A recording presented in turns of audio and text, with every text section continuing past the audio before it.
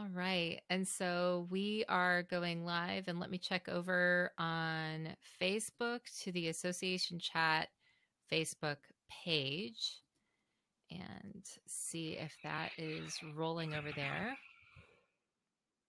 And then I'm going to, sorry, I always have to start at the top of this. It's never an easy transition into making sure that the live stream is working. And I don't know that even if I had somebody else doing this, that necessarily would be any easier, because I feel like you always have to kind of figure out what's going on. Okay, we've got it on YouTube, we've got it on Facebook Live, and everything's good. All right, so welcome to Association Chat. This is your weekly online discussion for the Association Chat community, where we warm ourselves by the virtual fire with the topics of the day, welcoming thought leaders and trailblazers alike to join up in this online home for the community. I'm the host of Association Chat, KiKi L'Italien, and I would like to give a shout out to one of our wonderful sponsors, Fontiva, for their support of Association Chat and the association community. And so with that, you may have noticed, if you've been paying attention, that this is not the first chat that we've had this week. In fact, it is the third chat that we've had this week. And with that, we have some special, it's a special edition. I mean, for one, it is Friday. And so that's fantastic. It's happening on a Friday, which may or may not be a good thing. For another, it is the third chat this week. And so, I mean, what is it? Isn't it like Three's a lucky? charm. Yeah. Third time's a charm. So Three's a this ought to charm. be, yeah, right. Yes. So there you go. It should be charming. It should be charming. I know.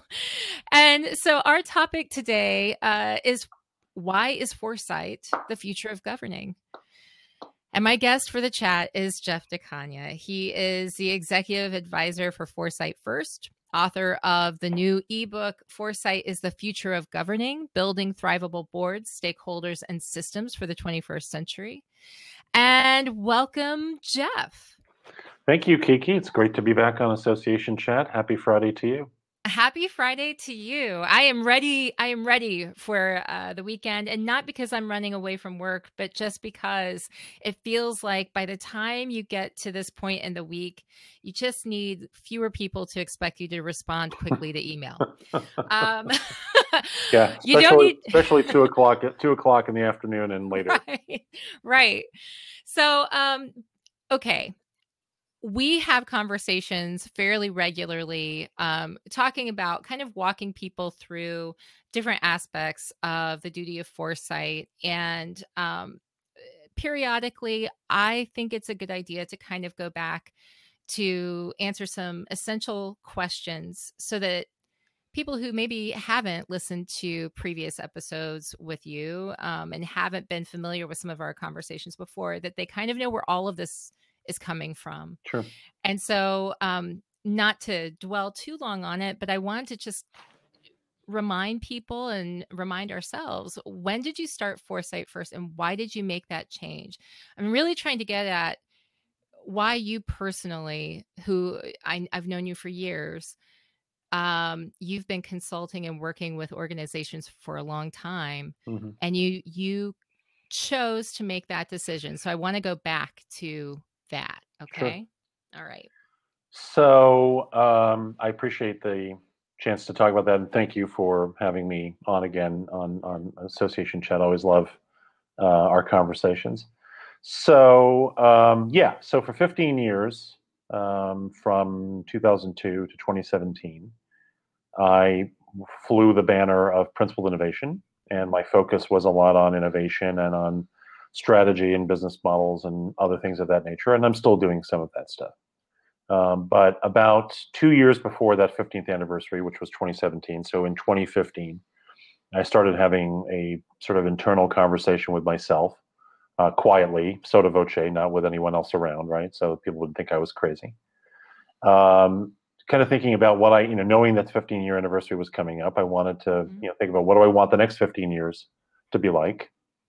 And it took me about a year or so to realize that, I considered a variety of possibilities. And it took me about a year to realize that what I really wanted to do was pivot a little bit away from things I'd been doing for the previous 15 or so years, which I think are still important work, and towards something that I think is so critical for associations, and that is to really concentrate my focus on bringing together the work of governing and the work of foresight, or as I write about in the book, crafting a more generative integration of stewardship, governing, and foresight, because we know boards have an outsized influence on their associations. And we know that the work of governing is critical to the future of our organizations. We know that really most associations, no one is actively attending to the future. Mm-hmm. And so we know that boards need to strengthen their performance. So there's a lot of opportunity in this space to really rethink what we are doing in order to design and implement a future-ready approach to governing, instead of the approach to governing that we have had for as long as I've been around, and even before that, which is a way of thinking about governing that is grounded in a belief system that is not even 20th century in origin, it's 19th century in origin, and even earlier than that. And so I really wanted to spend the rest of my career, whatever that is, focusing on something that I think really needs attention. It really needs a different way of thinking, and something that I'm personally very passionate about, because I see the opportunity that exists there for associations if we're willing to think differently and try a different approach. And so that's why I rebranded in 2017 to be Foresight First LLC after 15 years under Principal Innovation. And that's why I wrote this ebook, and wanted to kind of bring together things I've been thinking about and writing about for a while into one place, Mm-hmm. where we could, kind of see them as a whole, and more holistically, as a way of rethinking this approach to governing that we've been using for decades. Thank you for that. I love sort of framing our conversation that way, because that the point where you decided where it was really important for you personally and professionally to focus so much on this one element that you hold like critical. I think that's important, because you've shifted your entire career kind of around. You've pivoted. You've moved in that direction purposefully.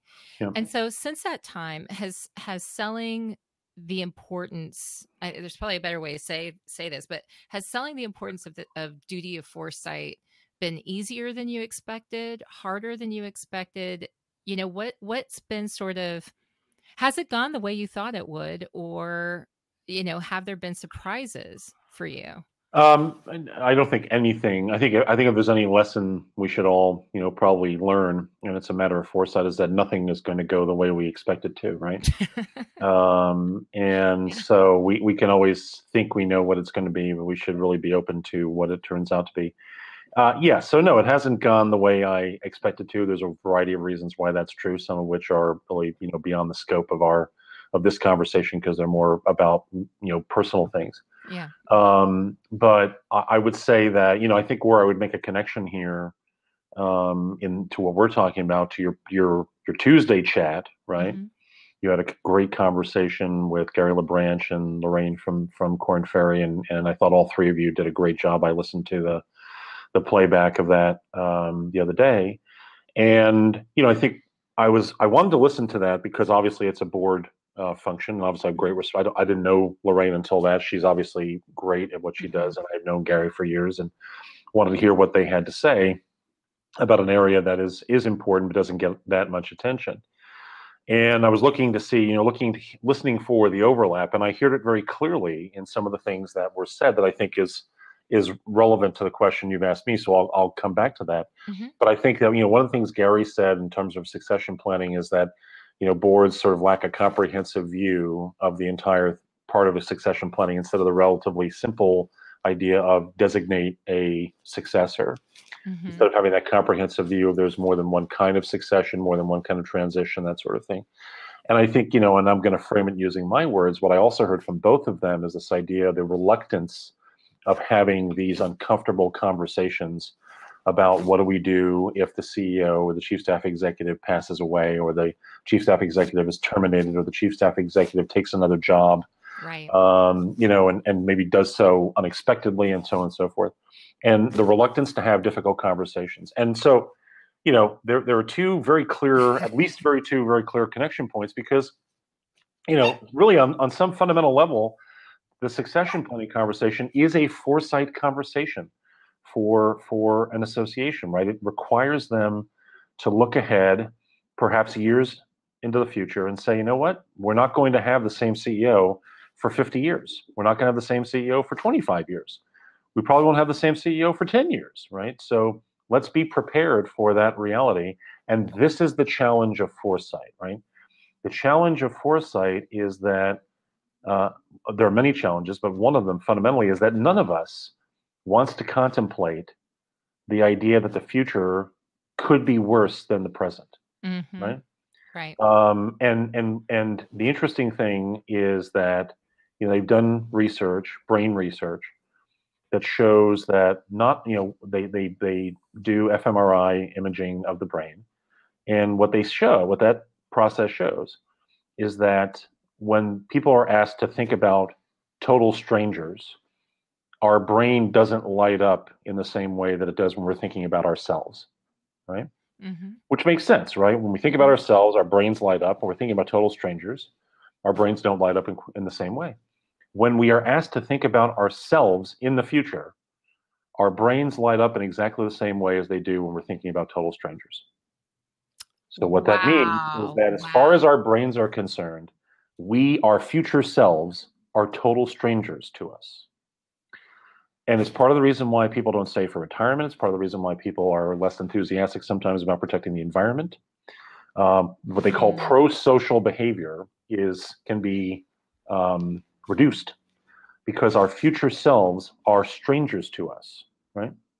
So I when need it to comes, hold on to that for a second because that's stunning. That's actually different than what I would have imagined, And so I've got to sort of process that. Our pro-social behavior, which pro-social. would, in my opinion, which is things like saving for retirement for yourself, protecting the environment, or doing things that advance, the positive outcomes for yourself or for society, right? Right. Okay. And so I think that that's, I think, a part of the reason why succession planning is hard to do, right? Because it's hard to contemplate, the future selves of the board who will need to have a succession plan for a new CEO are strangers to the board of today, right? Right. And the same thing is true with the broader foresight conversation that I'm, trying to challenge boards to have, and the duty of foresight that I'm challenging them to embrace is that as far as their brains are concerned, right? Those future selves, they don't know who they are, right? And so therefore foresight can be a challenge. They can see the intellectual value of doing it, but the Right. emotional piece that Aha. necessarily comes with having conversations about unfamiliar issues that are highly complicated or complex, that have uncertain implications, that could unfold in myriad ways that we don't fully understand. There's a lot of emotional, there's a vulnerability required. There's a need for humility, and it can be hard to bring that forward into our conversation. So it can be a challenge, and there's some boards that understand it and want to do it and see the value of doing it. But I think there are others, in other places it can be an issue, that they struggle with. And I'll say one final thing is, I'm an educator. And so as an educator, that's how my training. And as an educator, I don't really like the idea of motivating people through fear. Right. Right. I want to intrinsically motivate people to do things that are for their benefit, right? That are beneficial for them and beneficial for others. And yet, unfortunately, it seems increasingly that in order to get people's attention for things like this, the only way left at this point to motivate people is to discuss all the detrimental effects that will come if we are not doing this. And I very much hope we can get away from that. But until there's evidence that that's not what we have to do, then unfortunately that is the only remaining strategy that I think a lot of people see for how to persuade people to do things they don't really want to do or don't feel compelled to do through some intrinsic motivation. Yeah, that's like as soon as you were talking about how the research had come back about the brain, the way that we see ourselves in the future, it made me think, well, then, just like when we're working with people, when they're upset, if you're looking at like customer service or someone having a problem with you want to listen to them and you want to move them away from emotional thinking into a more logical state of mind.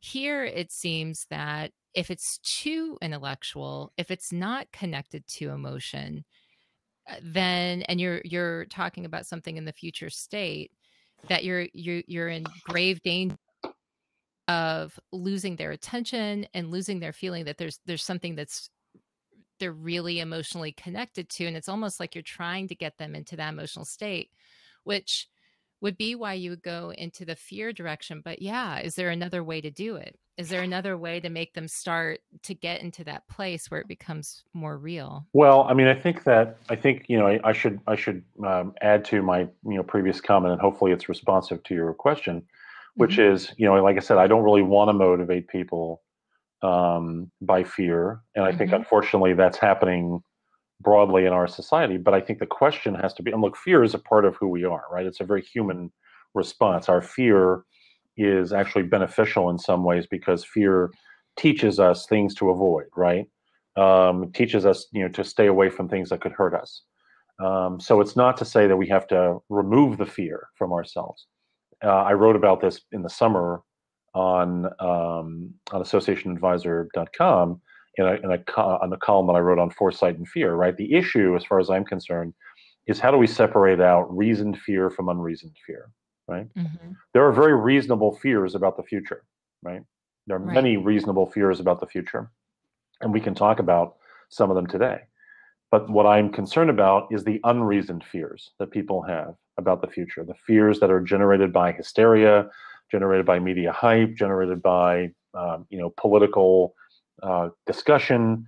There's a variety of unreasoned fears that people are latching onto, and I'll just give you an example. What I mean is the example I use in the column, right? Depending on who you talk to, or who you read, or who you listen to, Hmm. artificial intelligence is either going to create a world in which all of our problems are solved, right? Right. Are you this utopian future in which climate change and poverty and disease are eradicated because we use artificial intelligence to solve all those problems, right? That's sort of utopian future. And then if you listen to other people, artificial intelligence is going to lead to the rise of the robots and take Yeah. over almost all human work, and the rest of us will be sitting around collecting universal basic income, trying to figure out what to do with ourselves all the day, and create a permanent sort of unworking class, right? and Hmm. and so we've got these polar opposite ideas of a utopian future and a dystopian future, and the plausible reality is definitely somewhere in between those two. And they're the plausible realities. There are more than one.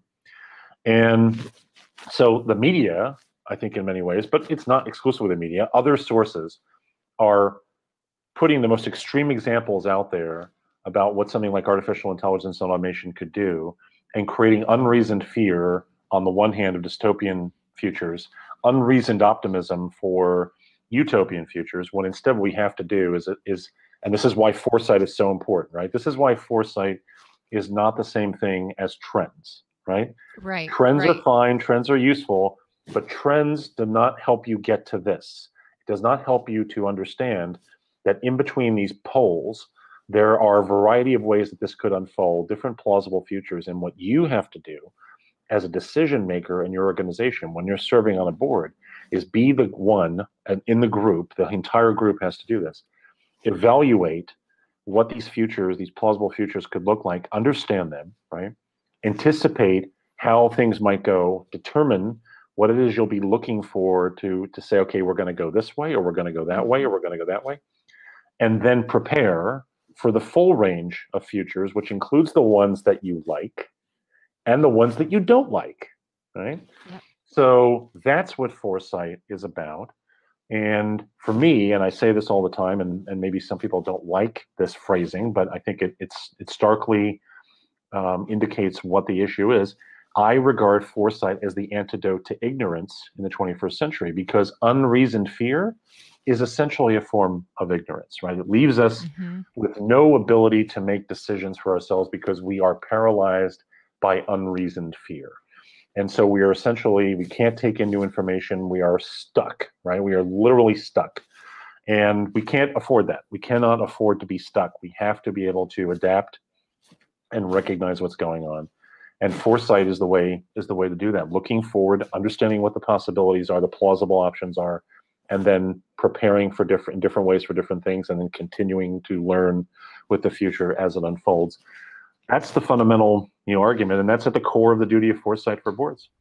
Well, and so I was going to say, and your particular attention tends to be around this governance and talking with boards about boards and board development. Why is board attention the most important and finite resource every association must manage with care? Yeah, I mean it's and I was just you and I were talking, off air beforehand, that I did a 2 hour session for a board today virtually up in Europe and Canada, Hmm. and we talked about this issue and the attention resource. I mean, clearly there are a lot of limited resources in associations. No association has all the money it wants. No association has all the members it wants. No association has anything of any resource that it wants. But the thing is, we recognize the fact that we don't have as much money or as many members or as much of this or that, but we don't recognize just how finite the attention resource is for our boards, right? And it's not just finite attention, it's fragmented attention, and it's Hmm. fragile, right? So the fragmentation piece is that the people who serve on boards, just like all of us, they're whole people. They're not just the jobs that they do. They're also people who have personal lives. They have families. They have other things going on. And because they are people who tend to be successful, Hmm. and they're obviously well equipped to serve, they're smart, and they have a variety of interests. Probably there's certain sort of profile that comes with people who are asked to serve on boards. Their attention is probably even more fragmented than the typical person, because they're doing a lot of things, right? So they can only allocate relatively small slivers of their attention to different things. They have to allocate a lot of attention to their work, a lot of attention to their family, a lot of attention maybe to their community or church or political engagement, whatever it is they happen to care about, right? So it's fragmented already. That is not helped by mobile devices and social media, Yeah. which fragments all of our attention all the time, right? So our slivers of attention seem to be getting smaller and smaller and smaller with each passing day. And it's finite because they're only going to be able to allocate that small sliver to what the association is doing, because they've got other things going on, and maybe occasionally that sliver will increase in size. They might put Hmm. might have a little more attention when they're at the annual meeting, for example, than versus other times of the year. But when they're busy with something, they may not be able to, so you have to manage that piece. And it's also extraordinarily fragile because, as it is for all of us, because we can focus on one thing in a minute and something else can come up, and quickly our attention is diverted to something else. We're easily distracted, right? It's true. It's So, absolutely true. and the reason why this is the most important resource to manage is because these are the most important decision makers in the association, right? They are the ones who have, and I probably said this before in association chat, but it bears repeating because it's relevant here. They are the ones in the association who have the combination of responsibility, authority, and opportunity to do the work of learning with and preparing the association for the future, right? They're responsible Hmm. for the association. Everyone agrees. They have the authority to make decisions. Everyone agrees. And they're the only group that we know for sure that's going to meet 2 or 3 or 4 or more times every year to have in-person conversations, and they're going to have supplemental conversations by phone. So these are the groups. This is the group, the board in every association, that's going to be the ones to make decisions about where the association goes in the future. And if we cannot use their attention effectively to help them focus on what is most important, to have them do the work that only they can do, and by that I mean the duty of foresight, the work that Hmm. comes with that, right? Others can and should and must contribute to the work of foresight. We can involve lots of voices and lots of people, and we should be doing that. But when it comes right down to it, all of that support, all of those other contributors who bring things to the table in the conversation around foresight, they do not have the duty of foresight in the same way that the board does. So we need the board to do this work that only they can do, and that requires pretty much their full attention on this to make it happen. Well, so yes, and that's a tall order. I mean, I think, and I know that we go down this path every time we have a conversation, but I think about sitting at the table, the people who are coming in, they've had all these challenges with all of the different distractions and legitimate things that are vying for their attention. We finally get them together, and I'm talking about boards in general. Mm-hmm. Finally get them together, and it's already hard. It's already hard with what's been on the table, with the duties they've already had, right? To get many of them to focus and to properly evaluate materials ahead of time. And now we're looking at saying, okay, duty of foresight is part of this. This is critical work that you're doing, and we need your attention. Um, that's hard. That's hard, Yes. Jeff. Yes. So how can boards and chief staff executives think in a new way about what it means to govern?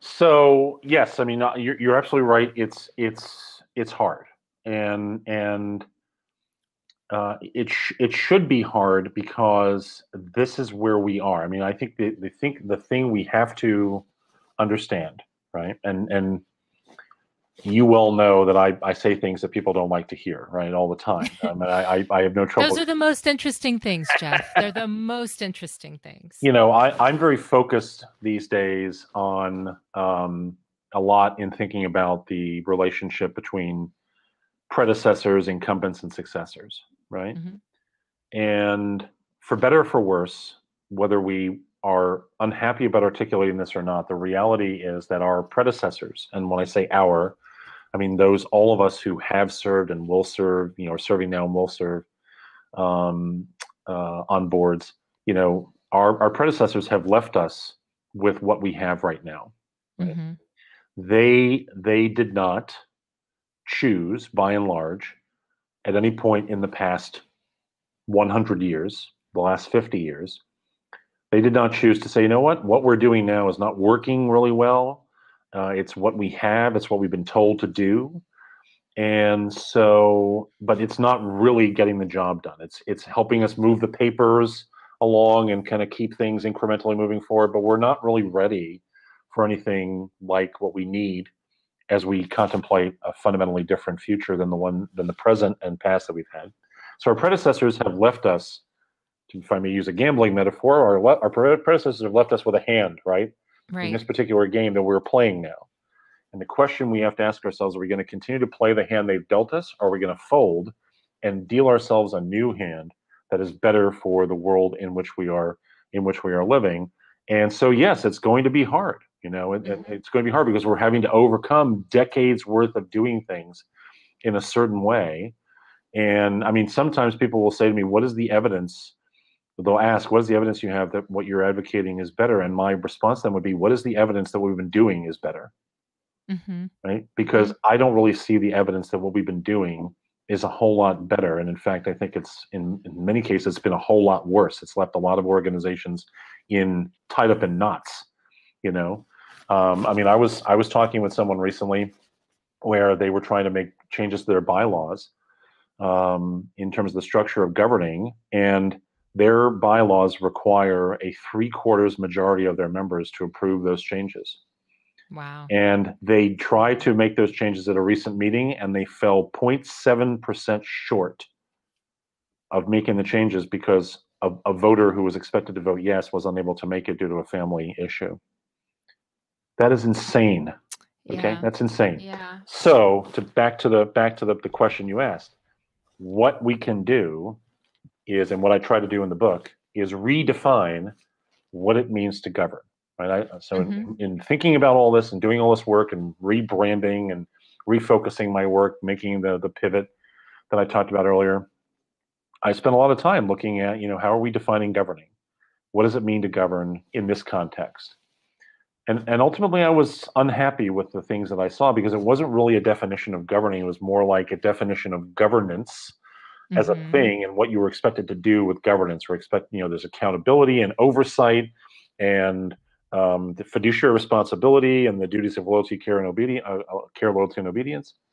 But none of it was really in any way, shape, or form satisfactory to respond to the idea of how can this be different in the future? How can we create a different future of governing, as I argue for in the book?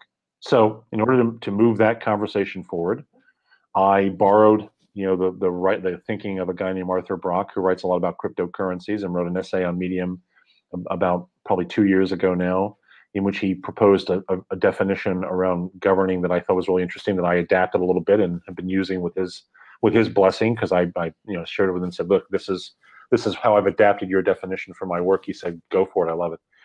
And this idea that governing is an intentional and dynamic process of ensuring the coherence, capability, and continuity of the system. Mm-hmm. And what's important about that is a couple things. One is everything I just described earlier to you about how we define governance is all about the traditional activities of governance, right? So people talk about governance, they talk about a board meeting, right? They talk about Mm-hmm. minutes, they talk about policy statements, they talk about oversight, they talk about all these individual pieces. It's the activities of governance that they talk about. What I'm talking about in my definition is the essential outcomes of governing, what governing needs to do in order to enable the organization to thrive, right? Right. And it Right. needs to do those three things, right? It needs to ensure the coherence of the system. And in this case, the system means the association, or writ large, more broadly, the profession or the industry. It needs to ensure the coherence of the system, which means the system understands what it's trying to accomplish, what outcomes it has in mind for itself, the capability of the system, which is all about ensuring that the system actually has the right technical and human and other resources and assets and capacity to make progress toward these outcomes, and continuity, which is not about keeping the status quo. It's about ensuring that the system is capable of sustaining itself in the face of the disruption that is coming at it by virtue of the societal transformation in progress right now, right? So that's what my definition of governing is about: the essential outcomes that are critical to the work of governing, making sure we know what we're trying to do, making sure we're able to do it, and making sure that we can sustain ourselves even though the world is getting harder to do things in. And of course, there's a lot underneath that, but that's fundamentally what it's about. And so, what board presiding officers and chief staff executives and boards as a whole can do is begin to embrace that definition and begin to evaluate their own performance relative to that definition. How well are we doing as a board in enabling coherence, enabling capability, and enabling continuity of our system for which we're responsible? And then how do we improve that performance, right? And that's the critical piece. I argue in the book that we need boards to perform at a higher level. We need to strengthen board performance, but not board performance in reviewing spreadsheets, Right. right? Right. We don't need better spreadsheet readers on boards, right? What we need are better decision makers who are capable of understanding that the future that we're heading toward, the future that we're already kind of in, Mm-hmm. is going to look very different for the stakeholders, not only the stakeholders serving today, but the stakeholders who will arrive in the next decade. Their world's going to look very different. And what are we going to do to make sure that they are ready for that, and make sure that we're ready for that, and make sure that the field that we want them to work in is ready for that? And that is a far more challenging and necessary process than reviewing spreadsheets. We can find a lot of other ways to deal with spreadsheets. Yeah. Yeah. And I was just kind of writing a note to myself thinking, okay, there are several different directions we could go in, and asking more about how the typical assessment of how performance of a board is done, and what you think about that process is one area. But I do want to bring up Michael, who was on here a little bit earlier, posted in the Crowdcast chat box Jeff, there's so many bad habits associated with board meetings, as simple as and complex as the agenda. And to be frank, staff and committee reports that suck up the time needed for future dialogues. Thoughts on moving the agenda? Absolutely. I couldn't agree with you more, Michael. And Michael and I have talked about this in the past. So yes, I mean, we need to redesign everything. Governing is a design opportunity. So we need to redesign everything. And so long, and when I say that, what I mean is we can, as long as we are respecting what I would refer to as the design constraints that the IRS and state governments and watchdog groups and other players put around us, right? So long as we respect those design constraints, we can design what goes on inside of that in any way we want, right? So yes, I mean, I think one way that we can do that, one specific approach or set of approaches, next practices. I like to talk about next practices as opposed to so-called best practices, which total misnomer as far as I'm concerned. I should steal next practices from you. I kind of like that. Well, and I can't claim ownership over that. Lots of other people talk about next practices as well, but it's the right phrase, right? It's exactly what we need. We need next practices, and one of the next practices is to totally redesign agendas, to focus those agendas on learning. And I have a whole template. I'm working on a toolkit of resources to support this transition for associations. And one of those tools is a whole different agenda that is all about learning. And so, but part of that, even before you get to that, is what you've got to do is who's going to do the work, the traditional work that the board usually does. And in my sort of, I don't like to refer to what I talk about here as a model because it's not a model. It's a way of thinking. So in my way of thinking, the approach that I encourage, a next practice that I encourage is to do away with all committees, right? And instead have basically three teams, right? A director experience team, a thrivability team, and essentially a coordination or stewardship team. And then also you can have a strategy team as well, which would do strategy, which is usually composed of not board members, right? People outside the board, get the board out of the strategy conversation and into and get the other stakeholders into the strategy piece, which we can talk about if you want. But I'll concentrate on the other three. So the director experience team sort of rolls up the activities that we would normally assign to a nominating committee or a leadership committee or a governance committee or a board development committee, and maybe a few other things into one group, one team that focuses entirely on identification, selection, recruitment selection, preparation, making sure that we have the best board members possible, the highest level of talent. We're recruiting them and we're creating an experience. We're taking a holistic perspective on performance that creates an experience in which everyone is enriched on the board, in which the board strives for interdependent performance, right? Every director's performance is influenced by every other director's performance. And we create a dynamic around board performance that is embedded in the experience itself. So we have a director experience team that's focused entirely on that.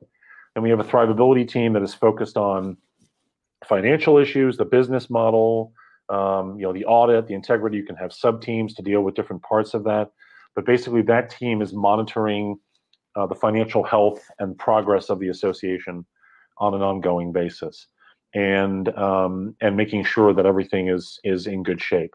And then the coordination or stewardship team is really the officers without the authority of being an executive committee, right? We got to do away with executive committees, no more boards within boards, and have instead a coordination group that is responsible for ensuring that all these pieces are fitting together, right? That all the conversations that need to happen, that what the board is doing is influenced by what's going on in the teams, and the teams are fitting, everyone is working together. And that is a useful role for officers to play, but not to be first level vetters and decision makers in preference to the board, right? So to get to the place of Michael's question with the agenda, you first have to push a lot of the things that would ordinarily be on the board agenda to these teams to deal with. so that you get them off the board agenda entirely, right? The other thing is you do away with this idea of having reports, right? You don't do reports at meetings. You can have people can write reports if they want to, but those reports get read ahead of time Right. so that they are not, like I remember reading an article one time, and one of the things I took away from that article was, leaders don't read together. And leaders read. They Right. should read. Right. Stewards read, but they shouldn't be reading when they're all in the same room, because when we're all in the same room, they should be talking to each other, right? So Hmm. we do away with the traditional reporting, and we keep the focus on the learning that needs to happen in the room. We use that precious attention to concentrate on important issues, and then the other issues get dealt with elsewhere. And we build a context of trust, right? All inherent in the idea of stewardship, with all these contributors working together for the benefit of the whole, the benefit of the entire system, so that everyone can do their part, everyone can contribute to stewardship, and the board doesn't have to carry all the weight. And Michael's correct when he says bad habits. The Yeah. only way to break these bad habits is to literally break them, right? In ways that challenge fundamentally what it is we've been asking boards to do for decades. Yeah. I want to say hi to Reed and hi to James Parker, Jim Parker. James says, can't wait for your way of thinking to take hold. It's so needed. So, Well, I yeah. appreciate that, James, and I agree with you. I mean, the reason why I'm proposing, or sort of challenging us to think in this way is, we have unfortunately allowed our systems associated with governing to get to a place where all the best that I think a lot of people hope they can do is some measure of triage, right? Mhm. To just keep it going, instead of actually being able to say, you know what, we can do this, we can do better with this. We can strengthen our performance and deliver something that makes a difference. And oh, by the way, also have an even better experience as a director, right? I mean, Yeah. I have been a director. I have been a board chair and board officer. I'm on a board right now for in Virginia for a state state board, state group. And I want everyone to have the best possible experience that they can have when they're serving on a board of directors. It should be an enriching experience. It should be an inspiring experience. It should make you, when you're done with it, maybe not every minute of it, but most of it, and certainly through the conclusion, it should uplift you and make you feel and know that you are better and stronger as a result of that experience. And I'm sorry to say that that is not the way that most directors finish up their terms. It's not. I'm not saying it doesn't happen. I'm saying that's Yeah. not the way most people feel as a consequence of or as a result of their participation. We can do better, and I believe that what I'm describing is a way of doing that. Well, I think, and it does make me really excited about this toolkit that you mentioned. And you said that you're developing it now. Is that true? I'm working. I've been working. There's some pieces of it that I've already done. Uh-huh. I'm continuing to work on it. I'm working on a variety of things. There's All I can say right now is there's hopefully things in the works that will lead to that and other resources coming out in 2019. So for now, I Awesome. have to be coy and leave it at that. Okay. Well, I guess we'll put it to the side. But I know that I would be really interested in learning more about it and definitely seeing like what that recipe is for success. Like if you were to take a look at what the future of governing is, and what a great just a great experience at a board meeting might look like, that's a great start. And so I'm really excited about Well, the idea that you have this toolkit that might maybe someday become available. well, it's a matter of sequencing. Let's put it that way. So I'll just give you that little hint. Yes. It's a matter of sequencing around other things. With regard to a great experience, one of the resources in the toolkit that there's already a simpler version of. There'll be a longer version in the final toolkit. Is what I call a next practice resource, and one of those next practices is this idea of distraction-free space. And distraction-free space, in the sense of a board meeting, is about how do we get the distractions out of the environment that people are in when they're in a board meeting. But distraction-free space is even larger than that, because it's essentially the idea of creating, to the greatest possible extent, a distraction-free space for all of the board's work. So in the world of internal controls, and some of the people watching this right now and who'll be viewing the playback will be familiar with the concepts of internal controls. One of the core concepts of internal controls is segregation of duties or segregation of responsibilities.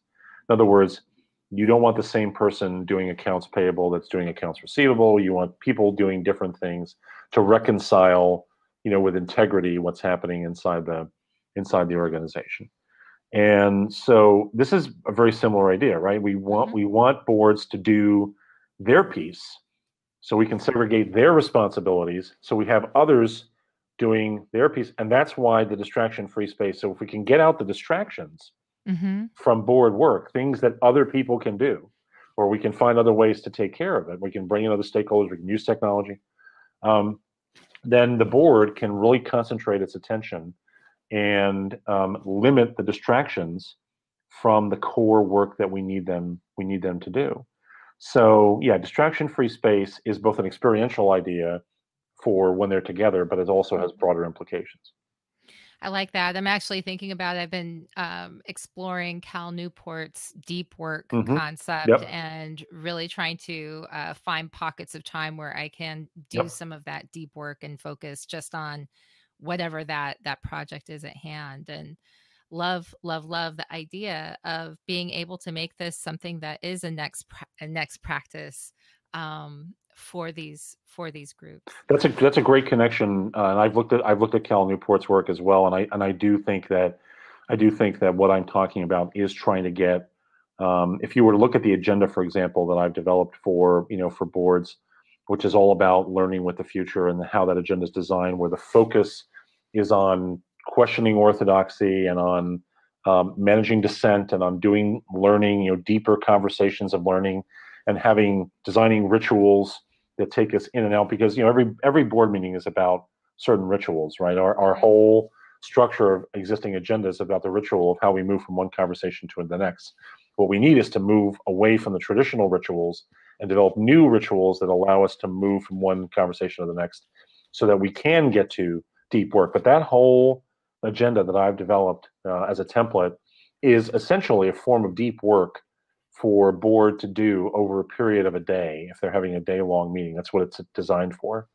And I think that's exactly the direction that I'm trying to move this. Love it. I love it. I actually, I'm thinking, now, do you have the agenda template? Is that part of the sequence of toolkit goodies that's coming out soon, or is that in the ebook?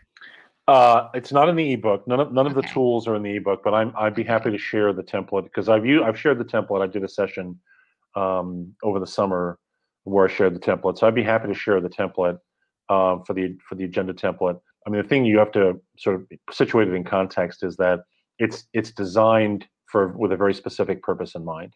Right. So it would be hard for an organization to, in isolation, just take that template and start using it.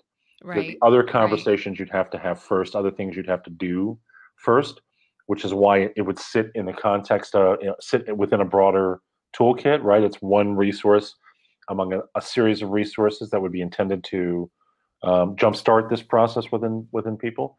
But I'd be happy to share the template, with you, and if you want to make it available to people, I'd love for people to give their feedback. That'd be awesome, because I love stuff like that. I mean, even if it is like I'm not getting the magic insight from Jeff, the idea that I'd be able to have a better meeting, or at least frame things out a little bit better, it's exciting. So this is good news. This is good news. So let's talk about it, because we are getting closer to the end of the hour. What can associations start doing now? What can people start doing now to begin creating a different future of governing? So I think that things that we can start doing right now, and I think one of the first things to do is to start a conversation with boards around orthodoxy. What are the orthodox beliefs of association governing? I write about 3 in the book. There are many, many, many, many, many more of them than just the 3 I mentioned in the book. And so I think we can start having that conversation. What are the orthodox beliefs of association governing to which we subscribe, in which we've invested our current approach?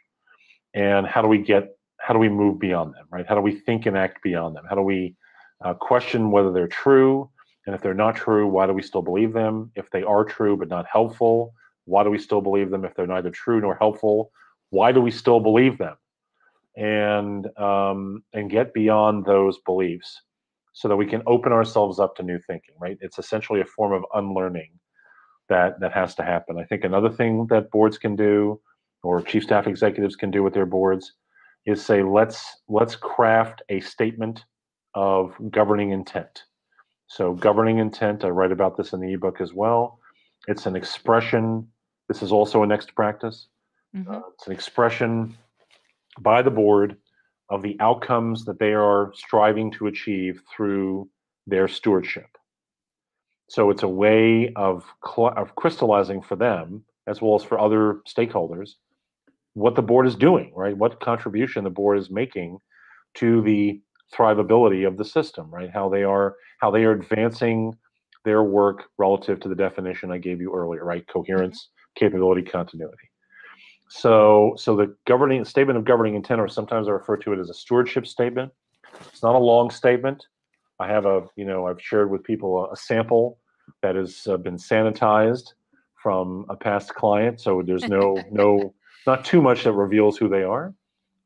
It's basically 2 sentences. It's 2 long sentences, but it's 2 sentences. It's not a book, and it crystallizes for that association what its board is going to focus its attention on. Right?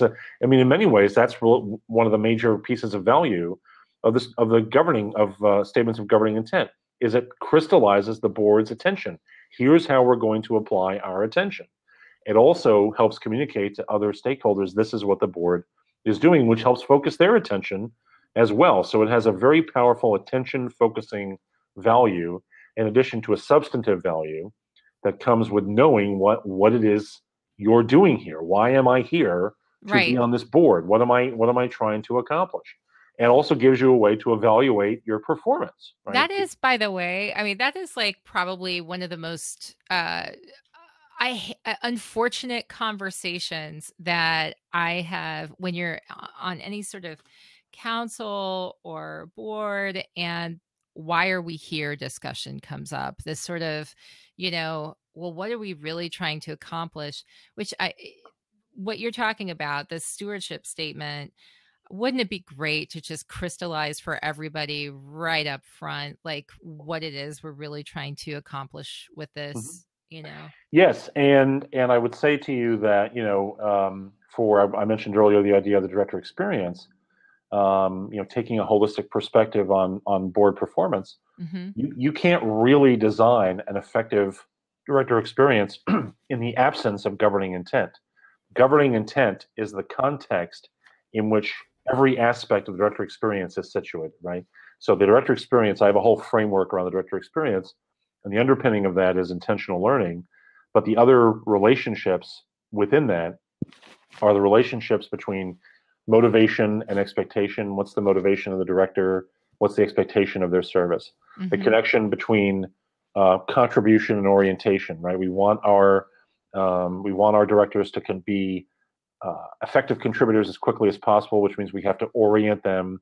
And I don't mean orientation the way we do it now. I mean a different way of thinking about orientation that's closer to the way pilots think about orientation instead of the way we do it, which is much more like the way we think about freshman orientation in college, an event of a few hours in which new people get information that may culminate in alcohol. That's often the way we think about orientation, right? Yeah, and that's not the orientation I'm talking about. And then the last relationship is the relationship between creation and action, where we need them to be thinking about how we can get them to be able to create value or support the creation of value.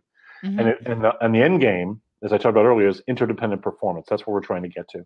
None of those relationships can occur without governing intent, because governing intent, as I've said, it's what the board is trying to do. So the whole experience has to be situated within governing intent. So if we're serious about wanting to create a better experience, the starting point for that, just to go back to the question, is to establish governing intent and get clear on that. And then you can begin to have a conversation. Okay, now what's the director experience that we want to nurture for our stakeholder, for our directors, and create something that is more robust and intentional than what we're having now. I mean, intention is a very important part of this conversation. We have to act with intention when it comes to learning, and we have to act with intention when it comes to how we use people's attention. We have to act with intention in the way we design experiences. We have to act with intention in the way we think about the future. What we have done up till now has been none of that. We have not really been intentional in our approach. And everything we're facing right now demands that we act with greater intention than we have up till now.